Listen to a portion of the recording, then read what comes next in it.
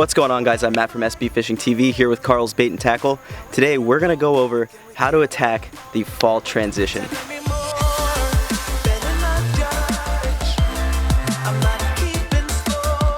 So as most of you guys know, the fall transition from summer to fall can be one of the toughest times to fish. But that being said, if you can find the fish and figure out what they're eating, it can be one of the best days of fishing that you'll ever have. So a lot of times I try to move as much water as possible. I try to just stay on the trolling motor, move around, fish shallow, fish deep, and just go through a bunch of different baits. I'm fishing a lot of moving baits, I'm fishing some slower baits, but quickly. And the biggest thing is moving water, as I just said. These fish are going to be scattered out around the lakes and rivers, really just chasing shad, keying in on shad. That's probably their main forage this time of year. So that's why moving water is so important. But I'm going to go over some of these baits that I got in this month's mystery tackle box, and I'm going to show you guys how we're going to use them to catch some transitional bass. Alright, first up we have the Catchco spinnerbait. So this is probably one of the most used and best working baits for the fall right here, the spinnerbait.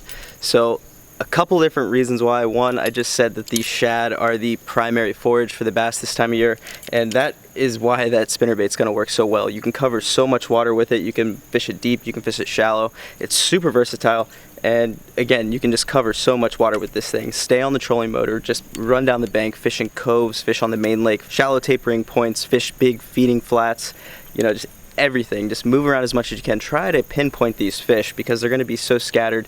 What you want to do when you're out on the water in the fall or fishing during that fall transition is just try to find those fish when you're out on the water. But yeah, this one is definitely my #1 bait for the fall right there, the spinnerbait. Next up we have the Jenko Lures Rip Knocker, and this is probably my second favorite. It's very close to that spinnerbait, and obviously because you can fish it almost the exact same way. It has a shad profile with the shad paint job on here, and again, you can just cover so much water with this. Fish it shallow, fish it deep, and you can yo-yo it, you can just burn it, you can slow roll it on the bottom, just like the spinnerbait. They have very similar profiles in that sense that you can fish it anywhere in the water column, and it's going to mimic a shad. So again, with the shad being the primary forage, that's where this bait is really going to come into play during that transition. So we also have a topwater bait. This is the Whopper Plopper 110. So I always have a topwater lure tied on in the fall, especially because when they are really after those shad and you can find like big schools of shad that they're feeding on, you'll see them pop up, jumping on top. You can pick up that topwater real quick, just run it right through that bait ball, and a lot of the times you're going to be able to catch those fish on top. So always have a topwater lure tied on. That's where that Whopper Plopper is really going to come into play. Just again, covering water early in the morning, later in the evening, but you can also fish this thing pretty much all day, especially if you see those feeding fish. So keep that in mind and always have a topwater tied on. The Whopper Plopper, money. So next up we have a smaller profiled bait. If you need to slow down and fish a little bit more finesse, you can still fish this bait quickly, and this is the Bass Dynasty Dyna Paddle. So it's a really unique finesse worm with 2 paddles on each side, and I have it rigged up, wacky rigged with a nail weight here on the bottom, which I'm going to show you in just a second. But this is another one that, you know, a lot of people think finesse fishing, especially in the fall, you need to fish it super slow. And while that is kind of the case, you can fish this thing quickly too. And by quickly, I mean you're still running down the bank, just making casts, looking for those fish that are going to eat this thing on the initial fall. So that's where I'm really keying in on these smaller baits. Maybe you had a cold front come through, or you just had a really cold night and the fish are a little bit more lethargic. They don't want to hit the spinnerbait, they don't want to hit the lipless. That's where you pick up a small soft plastic like this Dyna Paddle, and with the nail weight on there, get it down a little bit quicker. They're going to eat this thing up for sure. So one thing I wanted to show you guys, if you can see there on the bottom, I have a little bit of a nail weight stuck in there. So this is the Dobbins nail weight, which is an 1/8 ounce. I didn't want to use the full 1/8 ounce because I think that's going to be a little bit overkill for this bait. So what I did was I just broke off the first 2, so we're looking at like a 1/16 of an ounce, put it right to the right of the hook, and that's going to let it fall directly down, get those paddles really kicking. But these things are awesome. You know, you can use these for your stick baits, just stick them directly into the head, rig up an eco rig, or if you just want to fish it straight with the nail weight, it's always a good choice. So these things are awesome. Definitely going to be utilizing these a lot this fall. And last but not least, and sticking with that shad profile, we have the Biospawn EXO Swim. So this you can use as a chatterbait trailer, spinnerbait trailer. We might throw it on the Catchco spinnerbait. You can also fish this on just a straight jig head, and that's going to crush in the fall.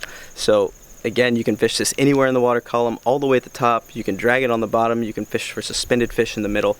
And again, with being quick and covering water, this thing is gonna be awesome. Just on a jig head or a chatterbait or whatever you want to throw it on. They're super versatile and they definitely catch fish. You can do just about anything with it. But we're gonna start moving down this bank, covering some water and trying to catch some of these fall transition fish. And we're gonna talk a little bit more about when and where I'm gonna use these baits. Hopefully get on a couple donkeys. Let's go. So this is a necessity sometimes if you find fish are short striking your spinner baits. All you gotta do, you can see this has this plastic sleeve over the hook.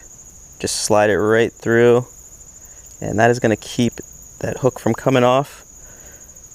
It's also gonna give you a lot better chances of catching fish with that extra hook on there.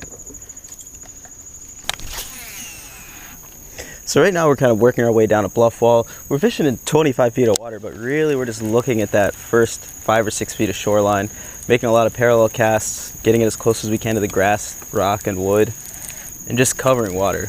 I mean, we're gonna fish this deep piece and we're gonna cut into this creek, fish a little bit of that, the flats in the back of it, and we're gonna come back out, fish some more of the bluffier stuff over there that's still deep, some of that rock and wood, and just really fish a little bit of everything. You know, you don't want to get stuck in one particular place, especially in the fall, because there are fish deep and there are fish shallow. So you want to find the ones that are willing to commit and willing to eat.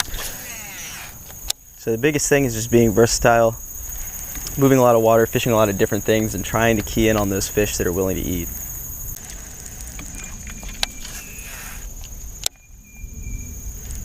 Whoa. Oh, got him. He came out of the grass for it. Oh, there's another one flicking right there. Just a little fish, but he was definitely shallow.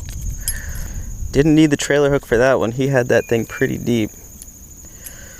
There we go, spinnerbait fish. So he was really shallow up in that grass, near all the wood, and absolutely smoked the spinnerbait. I actually saw some of the grass in the back of that pile move before the spinnerbait even got out. So he chased it out and crushed it. But that's what I mean by moving water and why it's important, because we were just out on the main lake on that bluffier wall, no bites. Once we got into this creek, got a little one. I saw another one flashing behind it too. So this is another one of those spots where you want to pick up that top water that I was talking about earlier. So this is the Whopper Plopper 110. We saw a bunch of bait in the back of this creek, and we're just gonna throw this around the shallow wood and grass, see if we can get anything to eat this. If you find yourself in this situation, just give it a shot. It may not work, but it's worth trying, because sometimes if you can find a big congregation of bass in the backs of these creeks feeding on bait like that, it can be an awesome day. This thing moves so much water, makes a ton of noise. I usually just fish it with a straight retrieve. A lot of people will do the stop and go kind of deal, fish it like a prop bait, which works, but I personally just like a straight retrieve with it. So we picked up the Dyna Paddle, and we're gonna work down some more of this deeper bank. We fished through the creek pretty well. We caught one fish in there on the spinnerbait. We saw a lot of bait, but not too much other action. Also fished the Whopper Plopper around a bit. No bites on it. But again, like I was just saying, you wanna keep that thing tied on throughout the entire transition, because when you start seeing fish come up and feeding on bait, which you will, you're gonna wanna top water. So earlier when I was talking about this Dyna Paddle and fishing it fast and fishing it slow, what I mean by that is you're really not just milking this thing every single cast. You know, you make a cast, let it sink to the bottom, work it a few times throughout the area that you think the fish are going to be located, and then just keep rolling. You know, you really don't need to spend 30 seconds to a minute on every cast with this thing. You're looking for that initial reaction bite just as it's falling. And you know, sometimes you will have to fish it slower, but I always start fishing it fast and really just trying to move water and find these fall fish. All right, well, we're coming up on the perfect spot to throw the lipless. We have this shallower tapering point, and then on the other side of this little creek, we have a really big flat. So that's where we're gonna pick up the lipless and just cover a ton of water. I mean, just move quick, fish it fast, fish it slow, but just keeping the trolling motor, you know, all the way up and just rolling down the bank. Looking for any feeding fish.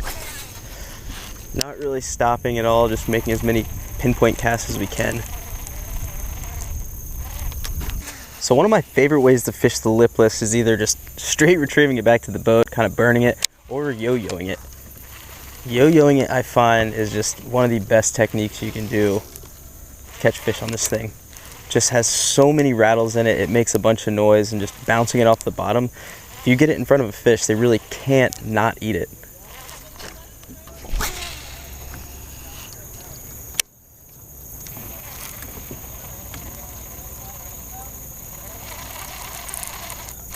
There we go. Small. Little guy. Where are the big girls at? Oh, barely hooked. All right, well, there we go. Another dink. Not exactly what we're looking for, but he did smoke the lipless out on this flat, just as I was saying before we pulled up on it. Little dink bass, but that's another thing that you're gonna realize in the fall. You're gonna catch a lot of range when it comes to different sizes of fish. You're gonna catch small ones like that, but then there could be a 5 or 6 pounder mixed in with him. So that's a good sign though. And that was just on a straight retrieve, nothing crazy. Just kind of bouncing it off the bottom. Okay guys, so we picked up the EXO Swim and we threw it on a swinging jig head.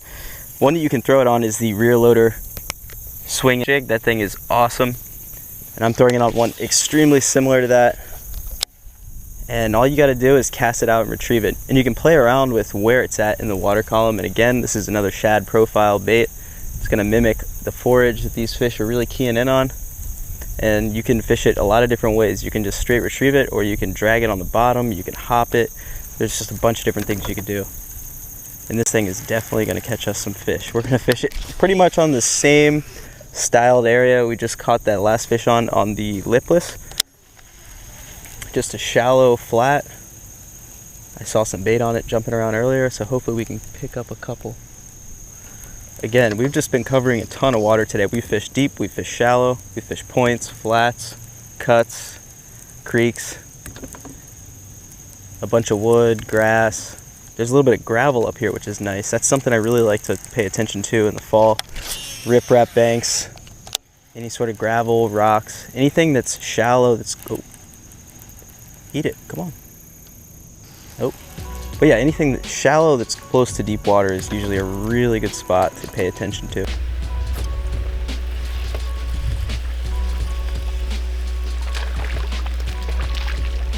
Woo!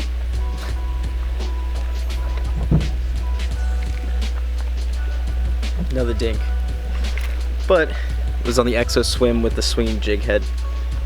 Right up on a shallow flat, pretty much where we've been catching all the fish today.